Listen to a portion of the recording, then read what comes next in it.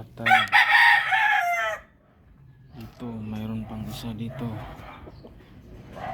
daming insect na nakakapit sa ating water lily, pero hindi na sila gumagalaw at bigla lang namatay. Yan, bali apat ito sila, lahat nakakapit sa ating water lily na hindi na gumagalaw. Parang patay na. Yan, patay na siya.